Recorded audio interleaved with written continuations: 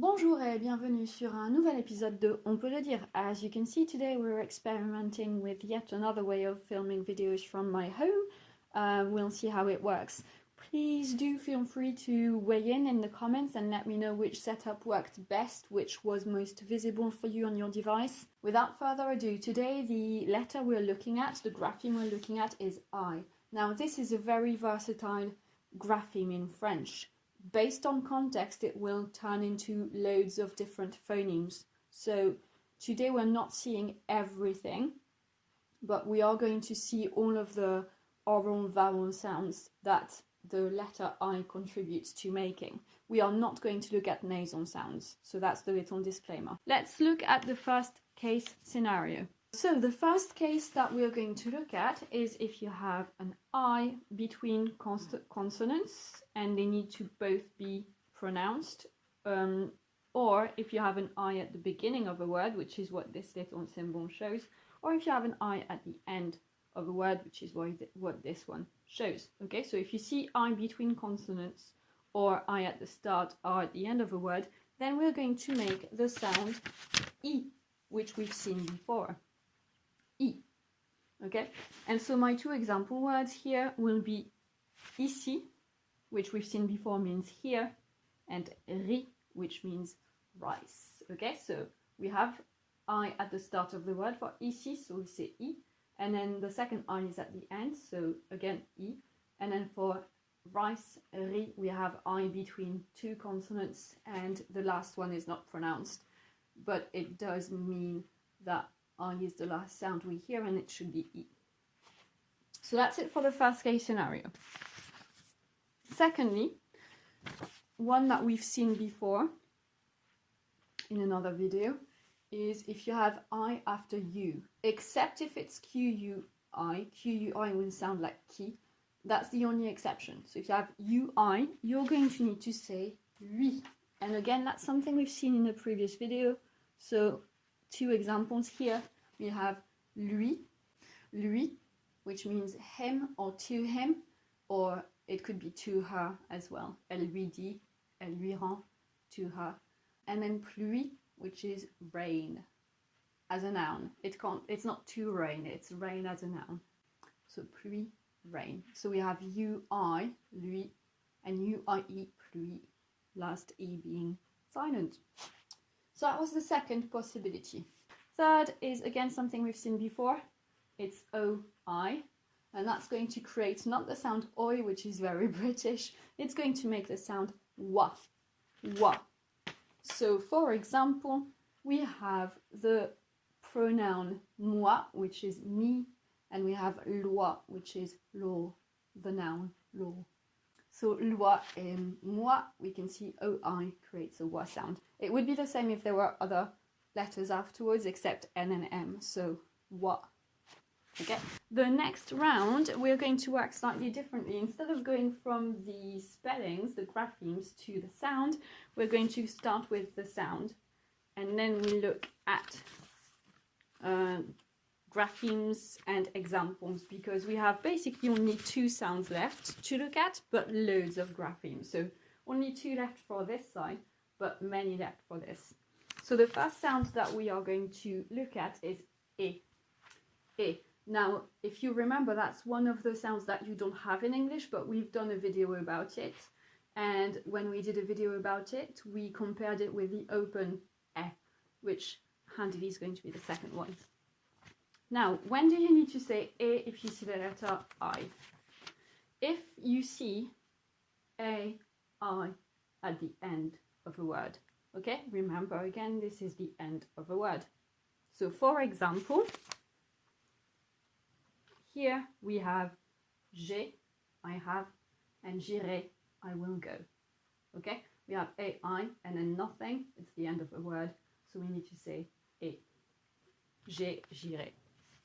Another case when you need to say et, if you see I, is if you have AI or EI followed by a strong vowel syllable. What do I mean by strong vowel syllable?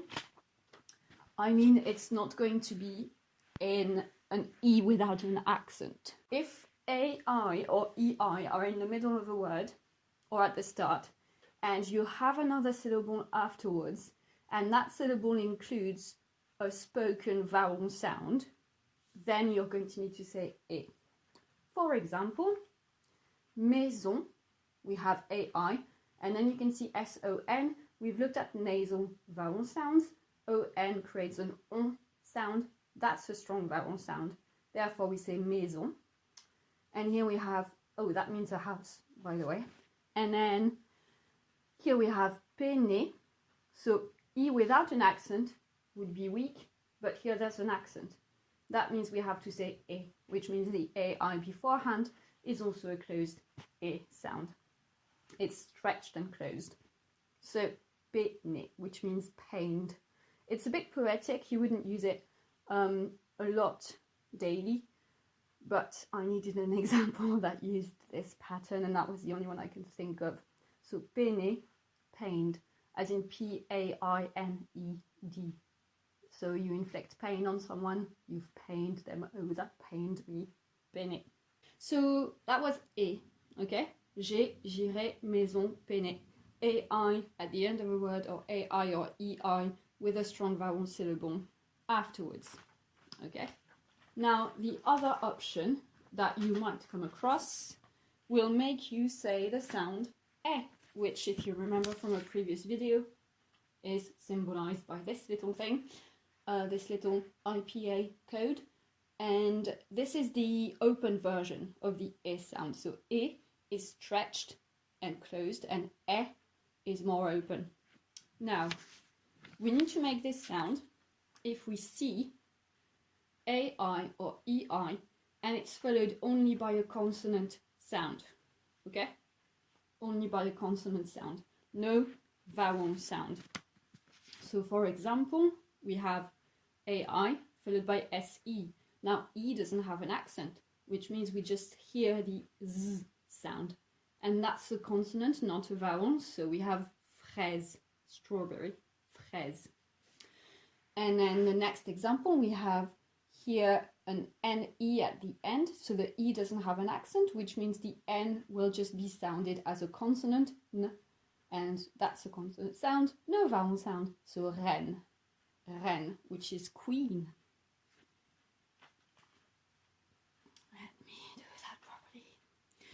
And finally, the last one is one which is slowly disappearing. I think maybe in a few generations it won't be pronounced E anymore, just by sheer economy of energy, let's say.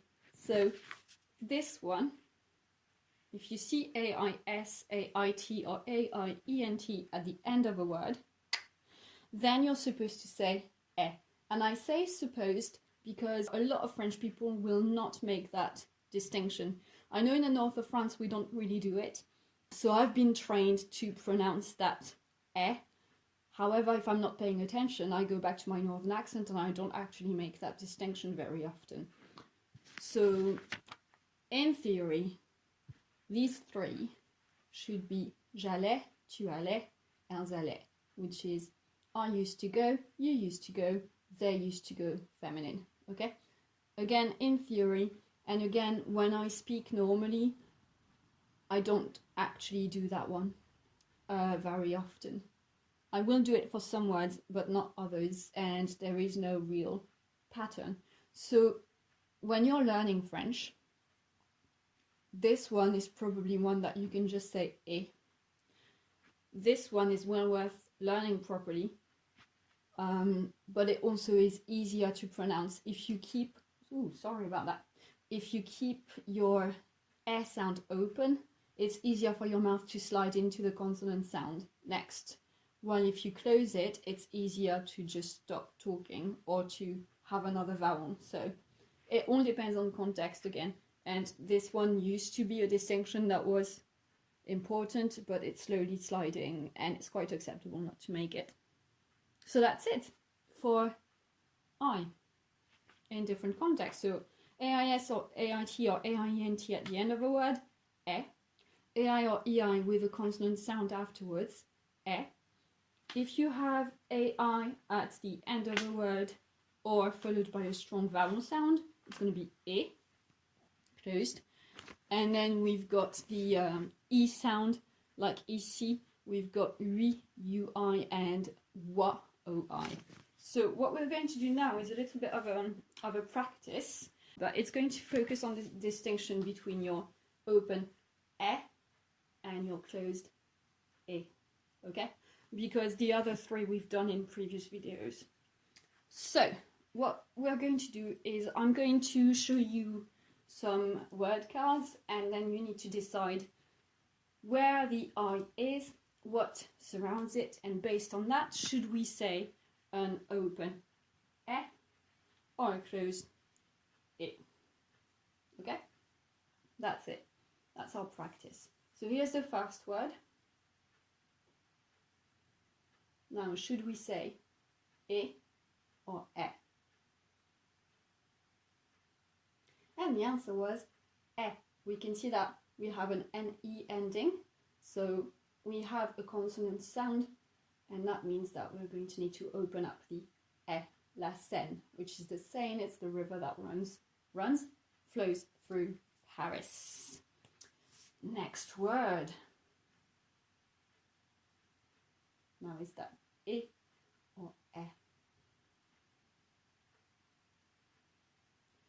This one would be e, and that's because the on vowel sound on the last syllable, or on the syllable after e, sorry, is a strong vowel sound. And so we've said if we had ai followed by a strong vowel syllable, we should say e, so saison. Saison is a season. Okay? I should just leave them there, shouldn't I? That makes sense. Next one.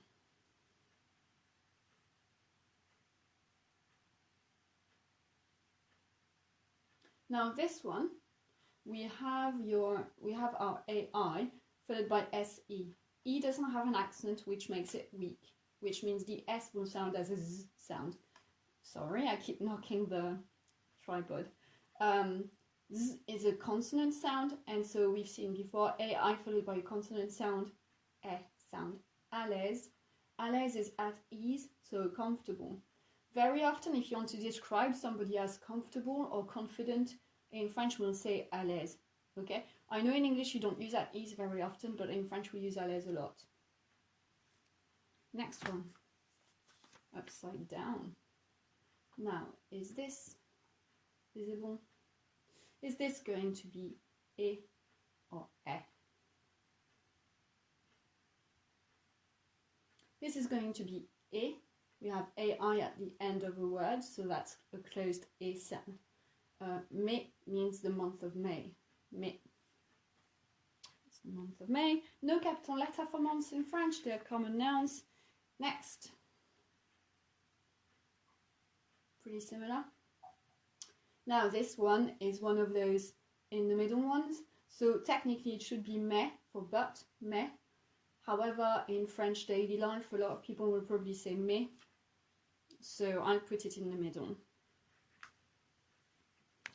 My battery is low, so I don't know how much further I can go now. Let's do this one.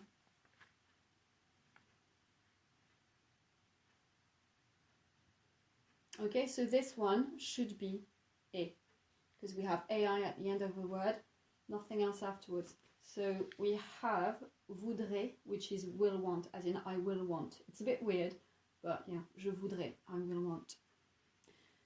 And then this one, you probably can tell, that should be this one, because it's AIS at the end this time, je voudrais, which is I would want. So that shows you why the nuance existed. You have two very similar verbs here. This one is the future tense, I will want, and this one is the conditional, I would want.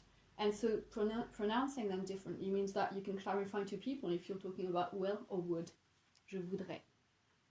But again, in daily French, this one often becomes closed. Finally, this one, and that should be et, because we have ai at the end of a word. So j'irai, I've said it wrong, j'irai, I will go. If you had j'irai, then that would be I would go, and it would end in AIS. Okay, and that's it for today's video. I hope this was helpful. Please let me know in the comments below what you thought of it. Are the practices at the end useful? Is there anything I could cut off because it's not actually helping? Is this sort of setting okay, except when my cat comes over and ruins it? And if there's something in particular you would like me to tackle about French pronunciation, do let me know. And I'll see you in another video. Like if you like this, share with other people if you know people who are learning French, and subscribe if you haven't already done so. And don't forget, on peut le dire.